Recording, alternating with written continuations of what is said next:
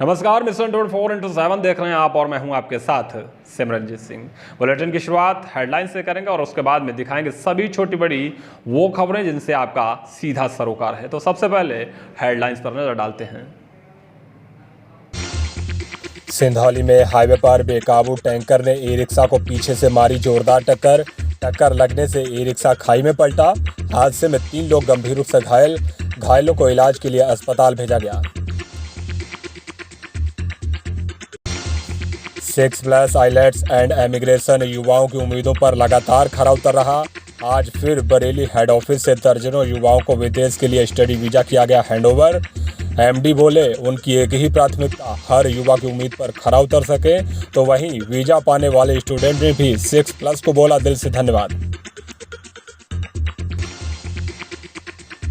तेलहर संपूर्ण समाधान दिवस में फरियादी हुए मायूस। यहां 48 में से सिर्फ 2 फरियादियों की समस्याओं का ही हुआ निस्तारण। मायूस होकर लौटे फरियादी समस्याओं को सुनने के लिए एसडीएम और एसपी ग्रामीण पहुंचे थे। जलालाबाद में मीरानपुर कटरा हाईवे पर अज्ञात वाहन की टक्कर से समरसेबल मिस्त्री की हुई दर्दनाक मौत। जलालाबाद से सामान लेकर घर लौट रहा था मिस्त्री। हादसे के बाद परिजनों का रो कर बुरा हाल। और खेलकूद प्रतियोगिता में बेहतर प्रदर्शन करने वाली महिला पुलिसकर्मियों को एसपी ने किया सम्मानित। बदायूं और मुरादाबाद में खेल प्रतियोगिताओं में महिला पुलिसकर्मियों ने गोल्ड और ब्रॉन्ज मेडल जीता था।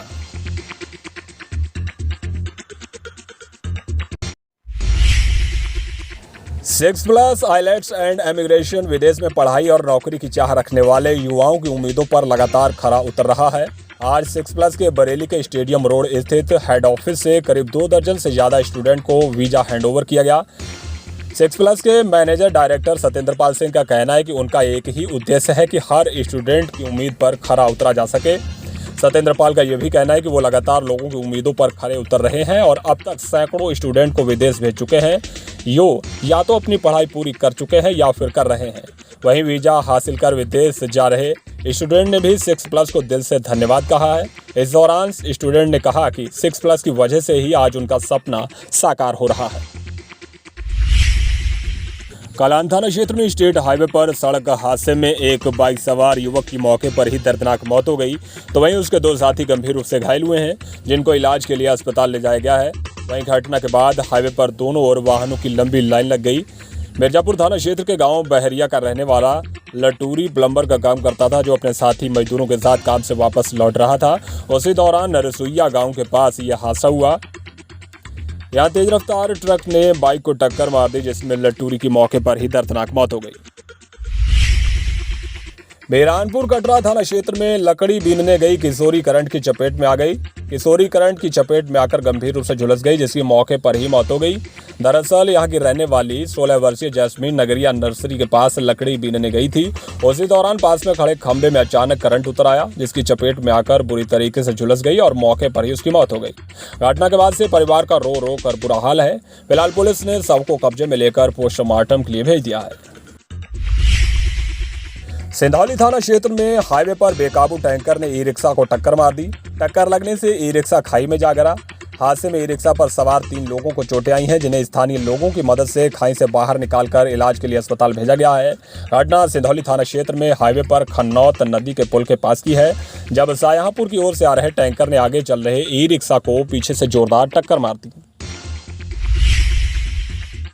कटरा पुलिस ने मोबाइल चोर गिरोह के 2 सदस्यों को गिरफ्तार किया है, जिनके पास से चोरी के 2 मोबाइल फोन और नाजायज चाकू बरामद हुए हैं। अभियुक्तों ने बताया कि उन्होंने बीते दिनों कटरा थाना क्षेत्र के घर में घुसकर मोबाइल फोन और नकदी चोरी की थी। चोरी किए हुए पैसों को उन्होंने खर्च कर लिया। गिरफ्तार चोर रिजवान और दानिश पड़ोसी जिले बरेली के रहने वाले हैं। फिलहाल पुलिस दोनों चोरों को जेल भेज रही है। जलालाबाद थाना क्षेत्र के मीरानपुर कटरा हाईवे पर अज्ञात वाहन ने बाइक सवार युवक को टक्कर मार दी। टक्कर लगने से एक युवक की मौके पर ही मौत हो गई।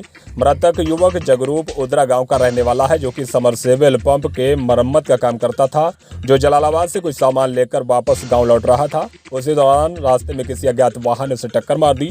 टक्कर लगने से वो गंभीर रूप से घायल हो गया, जिसे आनन फानन में एम्बुलेंस की मदद से सामुदायिक स्वास्थ्य केंद्र ले जाया गया। यहाँ डॉक्टरों ने उसे मृत घोषित कर दिया। समाजवादी पार्टी का सदस्यता अभियान लगातार जारी है। आज समाजवादी पार्टी की महिला सभा द्वारा पुणे क्षेत्र में सदस्यता अभियान चलाया गया। यह अभियान महिला सभा की अध्यक्ष हरविंदर कौर गिल के नेतृत्व में चलाया गया था, जिसमें बड़ी संख्या में महिलाओं को समाजवादी पार्टी की सदस्यता दिलाई गई।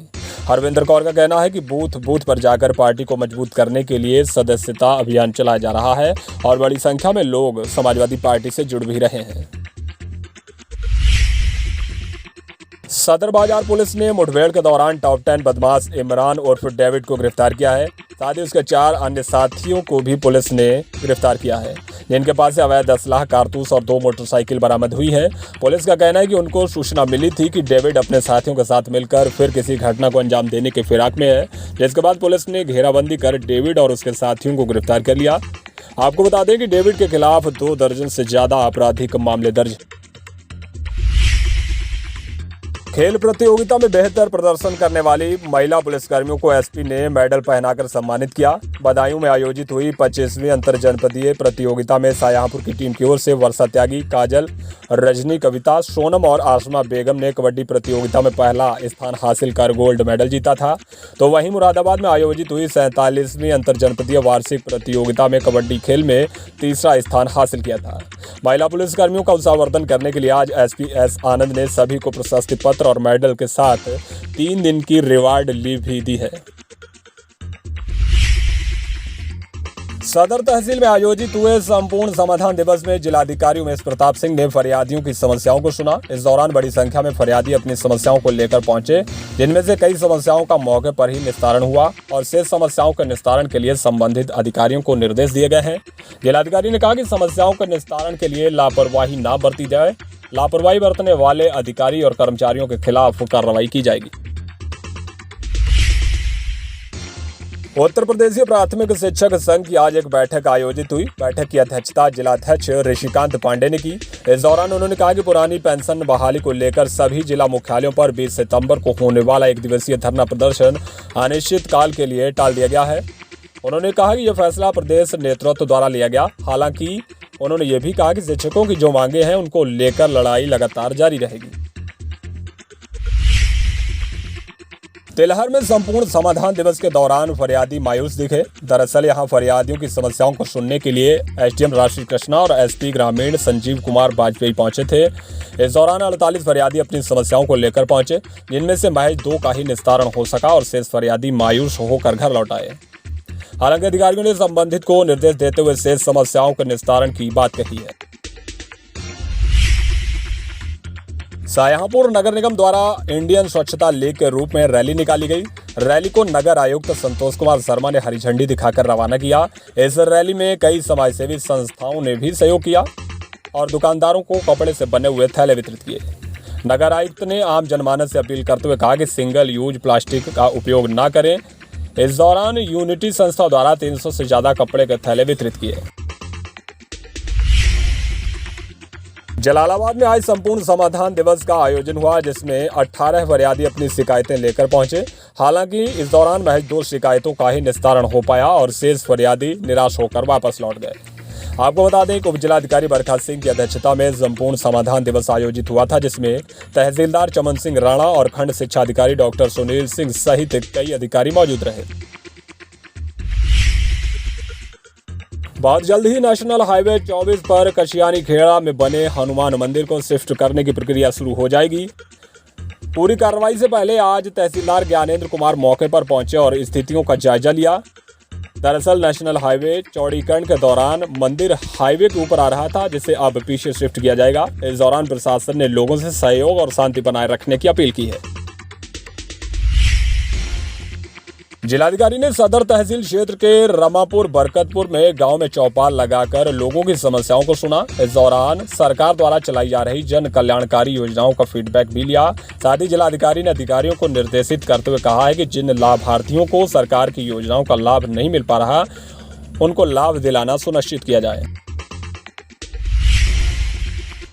जलालाबाद नगर पालिका परिसर में आज प्रधानमंत्री नरेंद्र मोदी के जन्मदिन के मौके पर प्रदर्शनी लगाई गई, जिसका उद्घाटन विधायक हरिप्रकाश वर्मा और चेयरमैन फीता काटकर किया।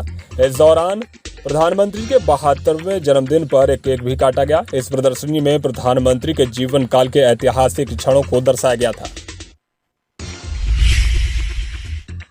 पूर्व मंत्री राममूर्ति सिंह वर्मा के निजी सचिव रह चुके सरोज वर्मा के पिता तुलसीराम वर्मा का बीती रात निधन हो गया। सरोज वर्मा के पिता पिछले लंबे समय से बीमार चल रहे थे। 28 सितंबर को उनके पैतृक गांव दुधौना में 13वीं संस्कार का कार्यक्रम होगा।